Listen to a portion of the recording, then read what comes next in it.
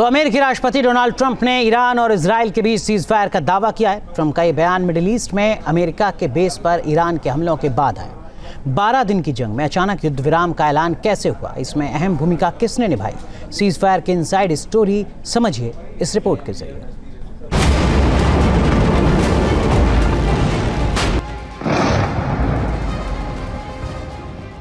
Middle east में cease fire का ऐलान, भीषण जंग के बीच कैसे हुआ युद्ध विराम, ईरान इजराइल को मनाने का कैसा बना प्लान, अचानक कैसे थम गया बारूदी महाविनाश का तूफान, इजराइल और ईरान में भीषण बारूदी बवंडर के बीच अचानक सीज फायर के कॉल ने दुनिया को काफी हद तक राहत दी।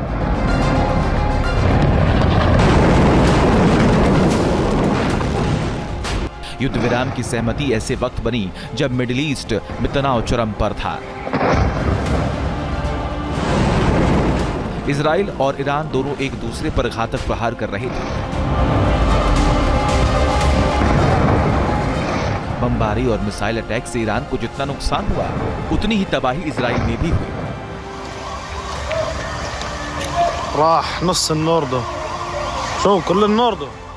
इस बीच अमेरिका भी जंग में कूदा और ईरान के परमाणु ठिकानों को तबाह कर युद्ध की आग और भी भड़का दी।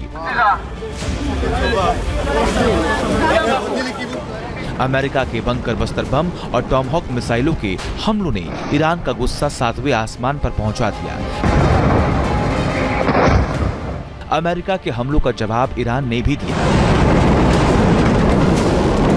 IRGC ने कतर, बहरीन और इराक में अमेरिकी बेस पर मिसाइल अटैक किया। इस हमले के बाद ईरान ने बदला पूरा होने का दावा किया। भीषण वार पलटवार के इस दौर में आशंका थी कि युद्ध और भड़केगा। मिडिल ईस्ट में हालात पहले से ज्यादा बिगड़ेंगे। मगर ईरान के पलटवार के कुछ घंटों बाद ही अमेरिका के राष्ट्रपति डोनाल्ड ट्रंप ने सीज फायर का ऐलान कर दिया।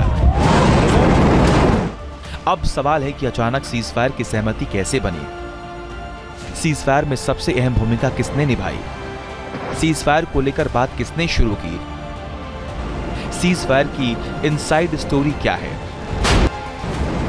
इससे लेकर तमाम अटकलें हैं, लेकिन जिस तरह से शांति बहाली का ऐलान हुआ उसे सही फैसला माना जा रहा है, क्योंकि मिडिल ईस्ट में भड़की चिंगारी पूरी दुनिया के लिए खतरनाक बनती जा रही थी। टकराव बढ़ने के साथ ही तनाव बढ़ रहा था, मगर सीज फायर का ऐलान सबके लिए राहत लेकर आया। युद्ध विराम के लिए बीच का रास्ता निकाला गया। ऑपरेशनल ब्रेक के जरिए सेफ विंडो दी गई।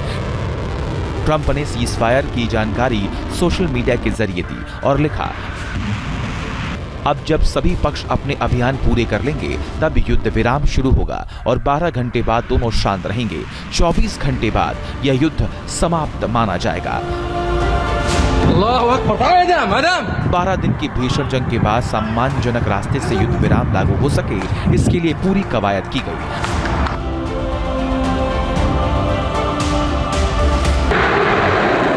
हमलों की शुरुआत 13 जून को इजराइल ने की थी। उसका लक्ष्य ईरान का न्यूक्लियर प्रोग्राम रोकना था।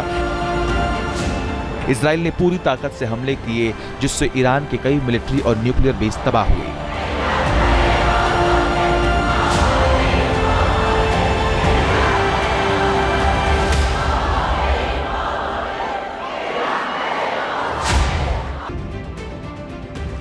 ईरान की टॉप मिलिट्री लीडरशिप को भी खत्म किया गया।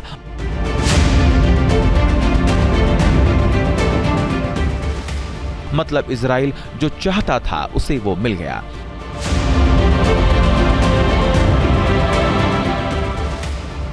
इजराइल के हमलों के बाद ईरान ने भी जबरदस्त पलटवार किया। इजराइल की राजधानी तेल अवीव समेत पोर्ट सिटी हाइफा तक को निशाना बनाया गया।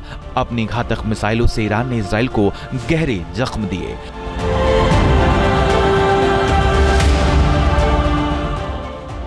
अमेरिका का मकसद भी ईरान का न्यूक्लियर प्रोग्राम रोकना था।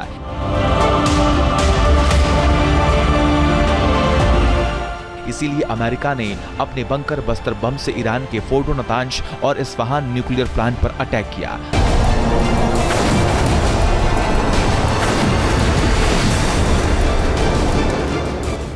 अमेरिका के इन हमलों में ईरान को काफी नुकसान का दावा भी किया गया।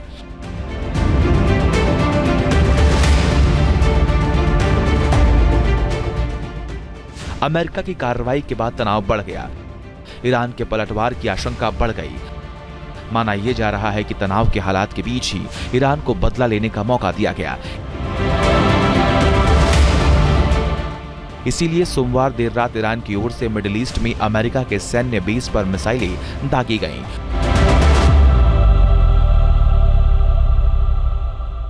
कुल मिलाकर 12 दिन की जंग में इजराइल, ईरान और अमेरिका तीनों देशों ने अपने अपने लक्ष्य हासिल किए। इसके बाद ही सीज फायर की सहमति बनी।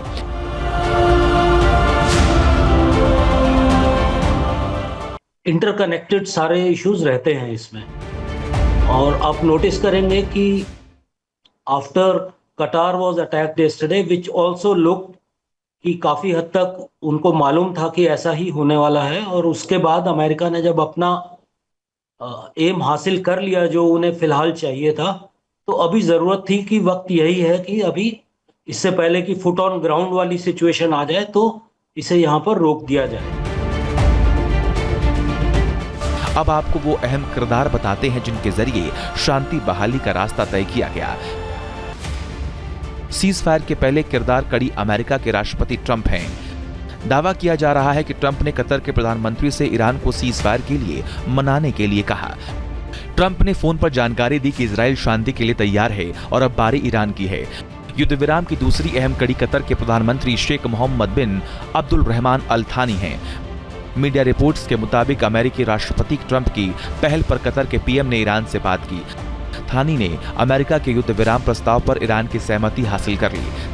तीसरे किरदार इजराइल के प्रधानमंत्री बेंजामिन नेतन्याहू हैं। बताया जा रहा है कि नेतन्याहू को अमेरिका के राष्ट्रपति ट्रंप ने खुद फोन किया और युद्ध विराम तय कराया। शर्त ये रही कि अगर ईरान फिर से हमला नहीं करता तो इजराइल भी हमले नहीं करेगा। इस पूरी प्रक्रिया में ट्रंप की टीम ईरानी अधिकारियों के संपर्क में थी।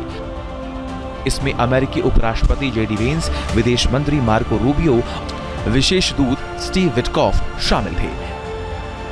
अगर हम ईरान की तरफ से देखेंगे तो ईरान ने जो अपनी फेस सेविंग की है वो उन्होंने फेस सेविंग कर ली है रात को अटैक करने के बाद, जहां पे उन्होंने कतार में और इवन इराक में भी किसी बेस के ऊपर एक दो मिसाइल मारी हैं।